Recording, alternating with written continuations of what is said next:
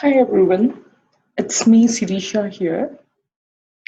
We are here today to know about IELTS.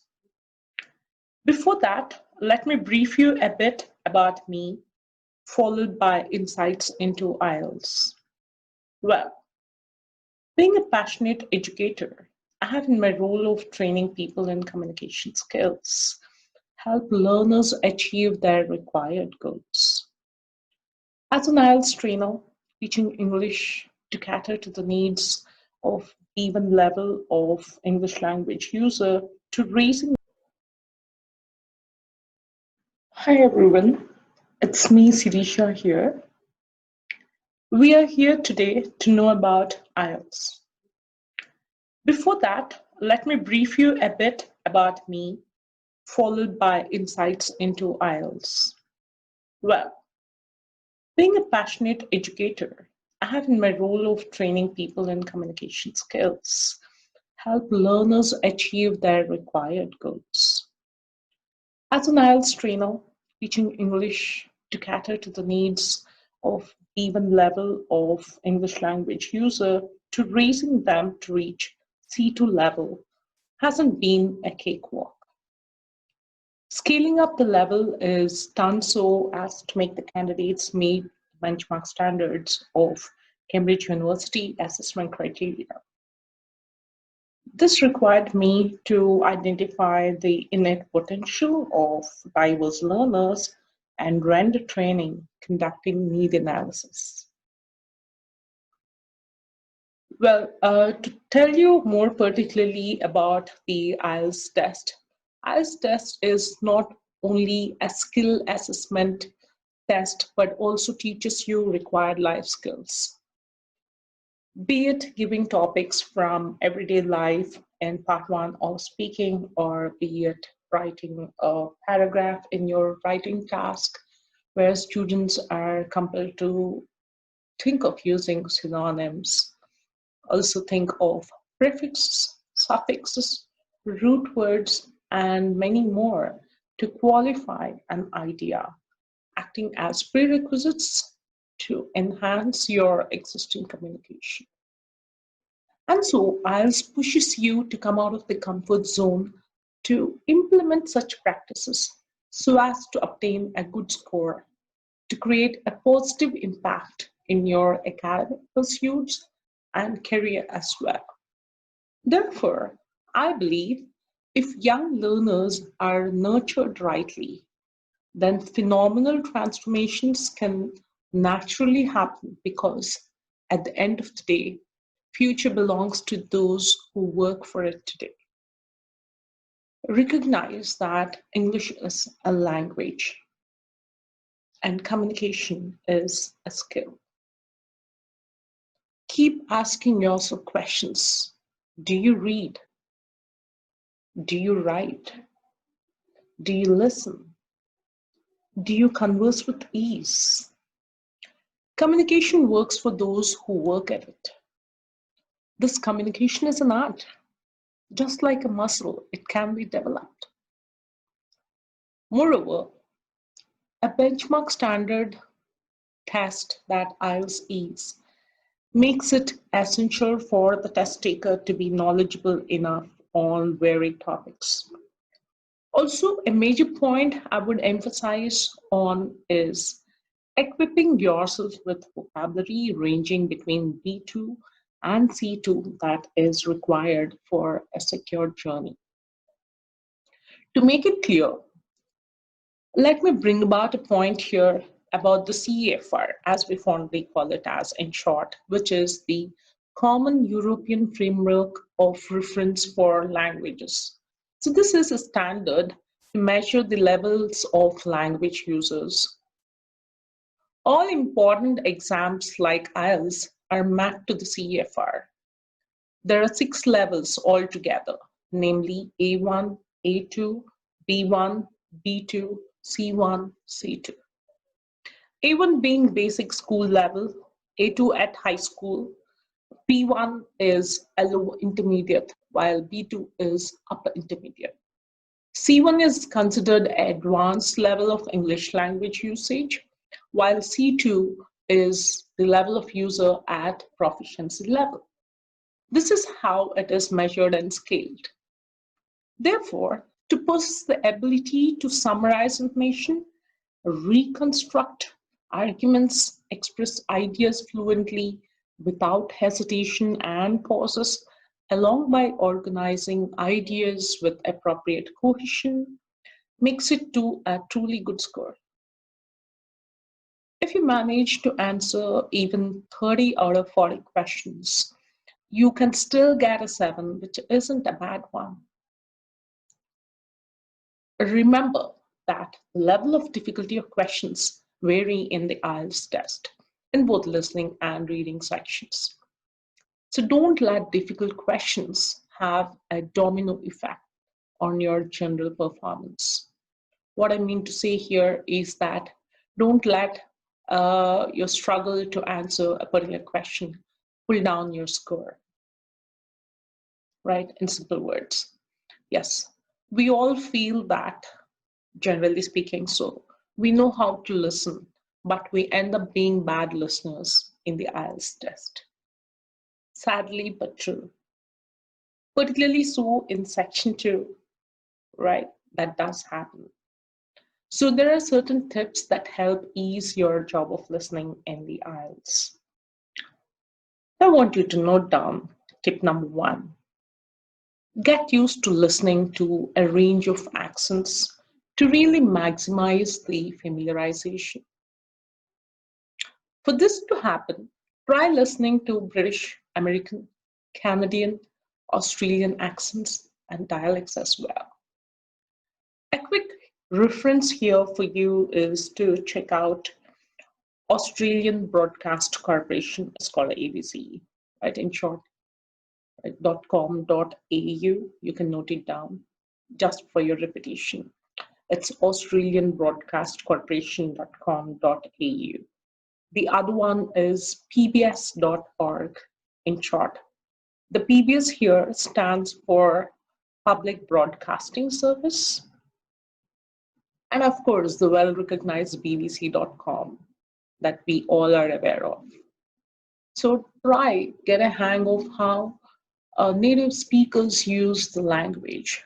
So once you familiarize with listening to certain accents, you wouldn't have much difficulty in understanding the speakers and the listening audio. A key skill that you have got to acquire here is to learn to paraphrase ideas that you listen to, and also to summarize the whole of all that you have heard to. So this is where critical skills like paraphrasing and summarizing skills come into the picture here that you've got to do, right? So another tip that I want to provide to you people is always do read the instructions carefully. Next, make sure you provide answers to every question, even if you have to make a guess. Also learn to listen for synonyms. Let's say you listen to a word like car. Take a clue from that, then think of other possible words like automobile. Right? So that is what is called thinking synonymously. You will have to adapt yourself to getting to do something like this. Well, these are a few quick tips for now.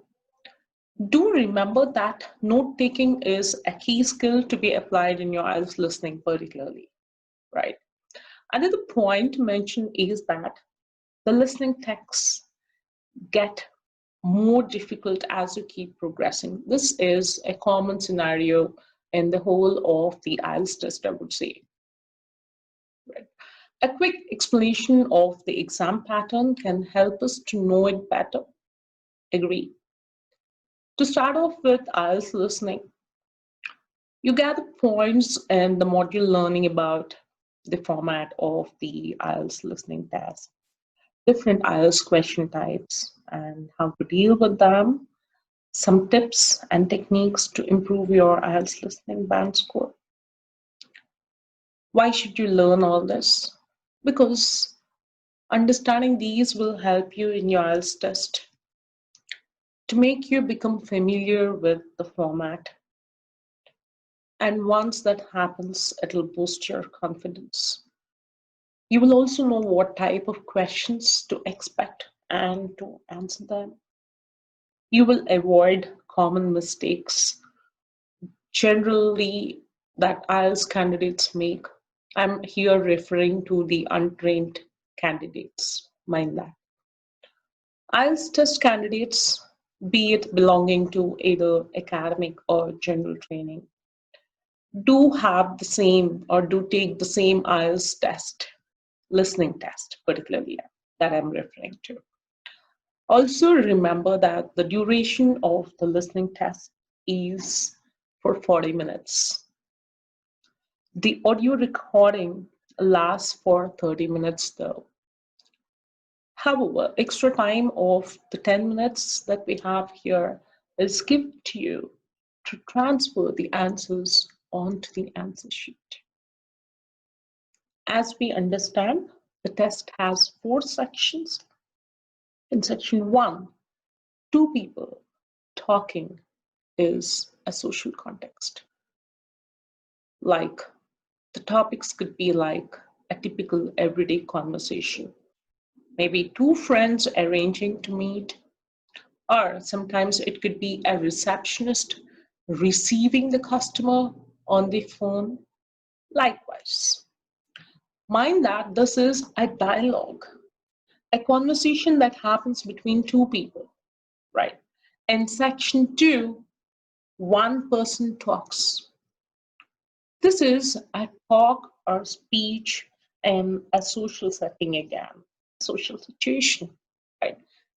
Take, for example, seeking a membership at a local gym, right? So this is called a monologue. While in section 3, we have multiple people talking, ranging from 2 to reaching a maximum of 4 number of people, which is in a training or educational situation again. An example of this could be a training workshop or a seminar. Understand that this is a discussion on an academic setting. So the conversations that happen between the people are difficult to understand, and the choice of words used are tough too. Moving to section 4, 1 person giving a talk or a presentation in an academic setting is what you get to hear too. Mind that this is a monologue again. So this talk is rendered by a university professor or a student at times. Also remember that each section has 10 questions and that each right answer has 1 mark. So 4 sections into 10 questions is 40. Let's realize the purpose of the IELTS listening test now. This test evaluates your listening comprehension and ability to understand pronunciation, main ideas, details, facts, opinions, and attitudes of people you hear speaking in the audio. Always be alert for situations where a potential answer is offered, but then changed or an alternative is suggested. This is, in short, also called listening for distractors, which we will get to learn in the modules. In the test, remember not to get distracted. 30 minutes initially might seem like a long time to concentrate and listen to gather your answers, but the time will be over faster than you think, so stay focused. Practice doing full 30-minute listening tests as part of your IELTS preparation. In that way, you will quickly learn how to maintain focus while listening. One more important point that I want to bring about here is you get to listen to the audio recording only once. So that puts an end to the listening section or the listening test so far. Now, let's move on to understanding what IELTS reading test is all about. I would say this is one part of the IELTS exam that measures your ability to read. So what ability exactly, you might ask me? Let me say your ability to get the general message, the main ideas, to grasp detail, to find relevant data, facts, to recognize and understand arguments, opinions, and purposes of the text. Having understood that, well, let's look at the format of the reading test. Remember that you have a choice between IELTS academic and general training. With reading, there are similarities and important differences too. The duration of the test lasts for 60 minutes, and each of the sections, all put together, makes up for 40 questions. Mind that here, unlike listening, the 60 minutes includes the time you have to fill in the answer sheet. Let's also understand the differences between the academic IELTS and the general training IELTS. The academic test has 3 texts extracted from magazines, newspapers, journals, books. These texts can be descriptive or factual, or at times more discursive and analytical. Topics are of general academic type interest, but not too specialized, and they can include diagrams, graphs, and some drawings at times. Moving to general training, it is divided into 3 sections, again, just like the academic IELTS reading. In 1 and 2 sections, the texts are short in length as they test your ability to engage you successfully with the written communication in your daily life. So these short texts are taken from timetables, advertisements, and newspapers that you find. So these particularly are the kind of questions that you have in section 1. And in section 2, you might particularly have questions relating to work environment, such as job descriptions, staff notices, at times maybe training information, right? While the text in section 3 is a passage. So that makes it very apart from the other 2 sections. And mind that section 3 and section 3 in IELTS academic test and the section 3 in IELTS general training reading test, both of them have one thing in common here, which is a passage. So far, we have understood that academic IELTS reading test has only passages in all of the sections, while it is slightly different and altered in the case of general training IELTS reading test. But again, we might be slightly bothered about how other tests score, right? So what questions, 1 mark per question, that is how it goes. The total out of 40 is then converted into a score out of the IELTS 0 to 9 band score, just as in listening. But because general training is easier, one more point here is that you need a higher score to get a band score of at least 7 as an aggregate. Remember this. Let's also have a quick look at the types of questions and what do they aim to do, right? So here in the reading, we do have questions, question types that are called multiple choice questions. Here the test is testing your understanding of information in the text, or it forces you to scan for specific information. So that is the intention behind answering such types of questions. Other than that, we have the true false not given test, text question types, okay, which test your ability to take clues from factual information. On the other hand, we also have something similar in nature, but again, it's the intent with which your approach has to be in terms of answering the questions here should slightly vary. So to understand more about yes, no, not given questions, recognize that this question type tests your understanding of the author's opinions expressed in the passage, in the text, basically, right? Likewise, completion questions, all of the completion questions, are meant to fill the gaps. The other type of question types that we have is short answer questions.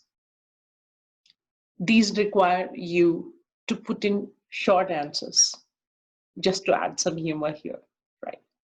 The other one that we have is matching paragraphs, matching information, matching features, a list of options.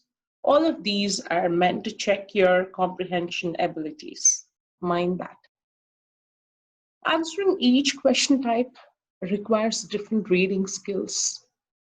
So it's not the same kind of approach that you have in answering all of the question types.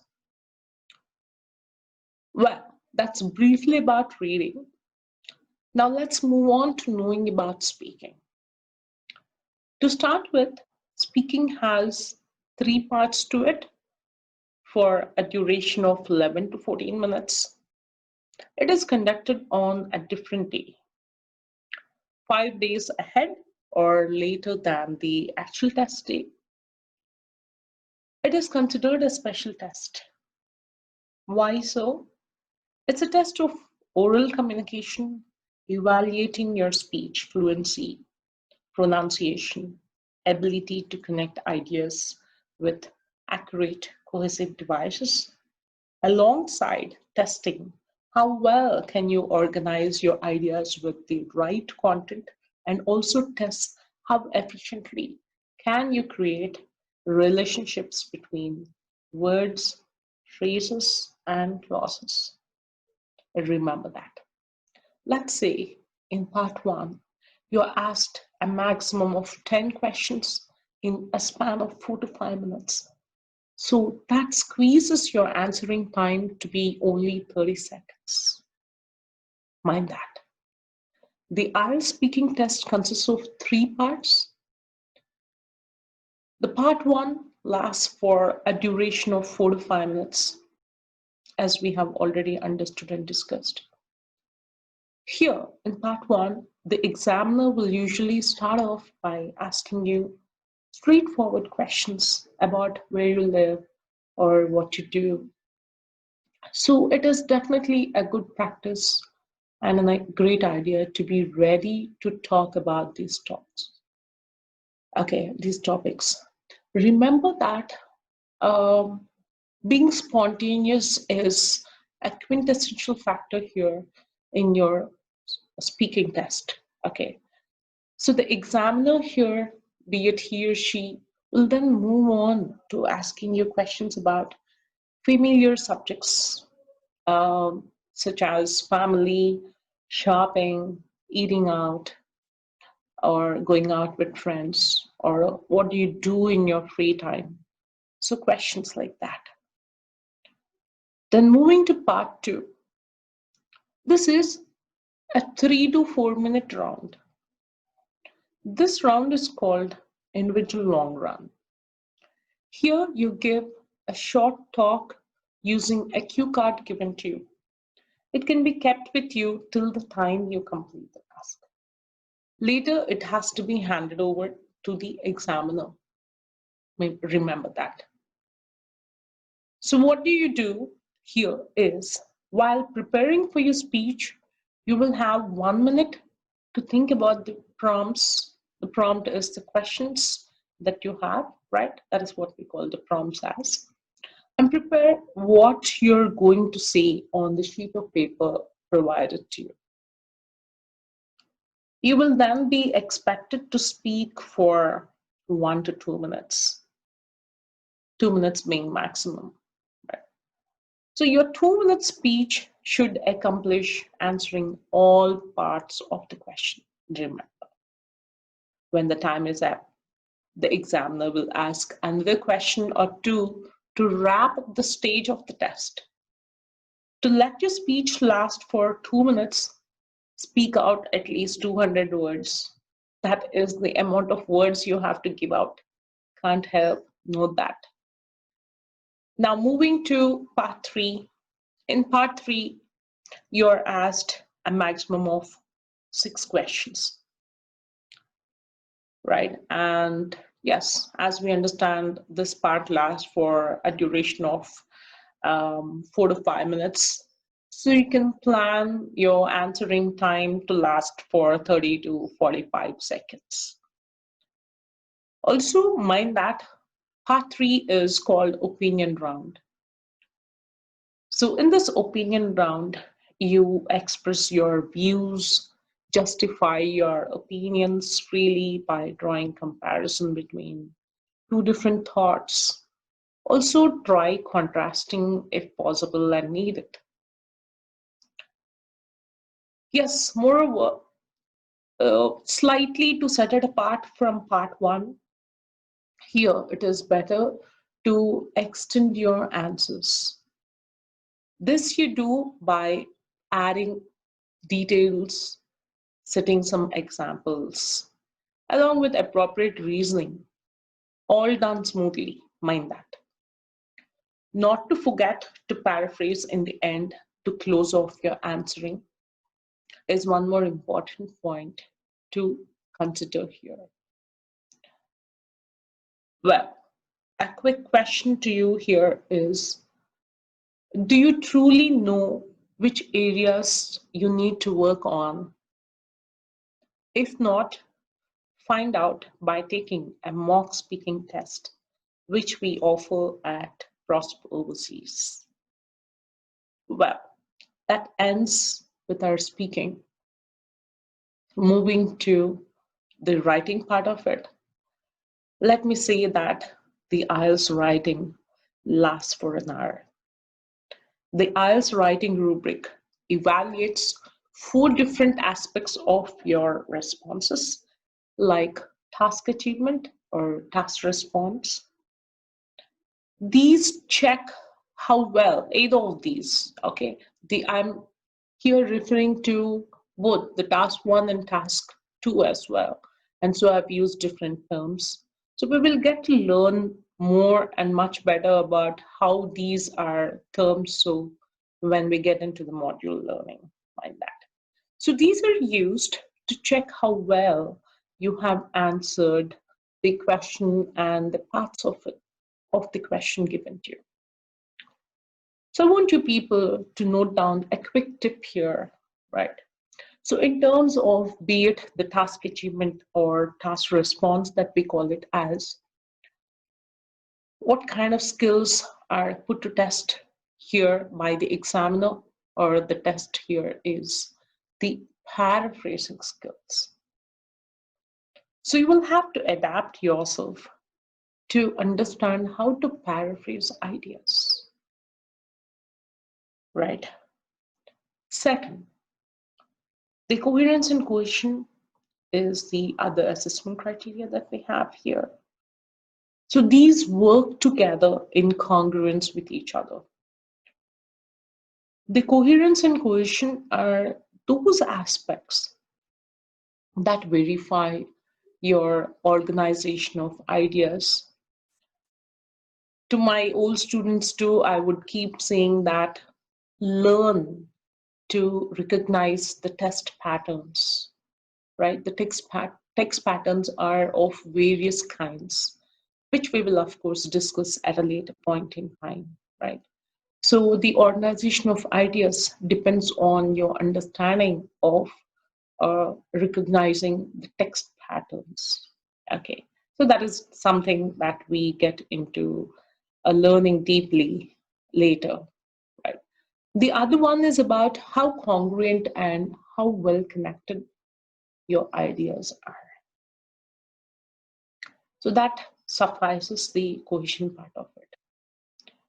Having said that, a quick tip to note down for you people here at this juncture, at this particular stage, is paragraphing skills are put to test here. So earlier when I mentioned about the task achievement and task response, I was referring to paraphrasing skills. And here, when it comes to bringing about delivering coherence and cohesion, understand and remember that paragraphing skills are checked upon. Third, the lexical resource is another assessment criteria in your IELTS writing test. So simply put, it might appear as a complex word to many.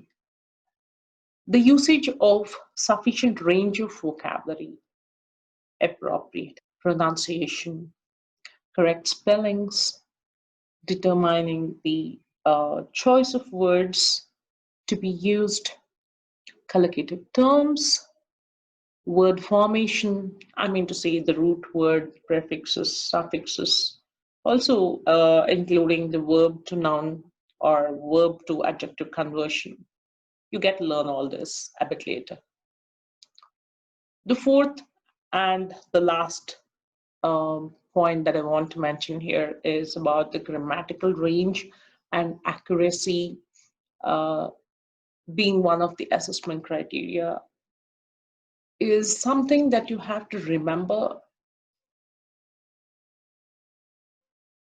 to be accurate in terms of scoring well in this criteria. Therefore, the things to be taken into consideration here include sentence structures, proper use of tenses, note down, and then right punctuations, an appropriate mix or a combination of simple as well as complex sentence structures, the ability to make such kind of statements. And of course, different simple sentences and bringing about variation in making complex sentences as well, right? Which we will cover up learning in the writing task. Okay. So yes, apart from these, possessing clear idea on what kind of thought you want to present in your writing and having good control over grammar appropriacy is another feature which is a sub aspect of the grammatical range and accuracy, as I say. So now that we've understood the test pattern, let's look at some of the differences and similarities that writing task 1 or task 2 have in the IELTS writing.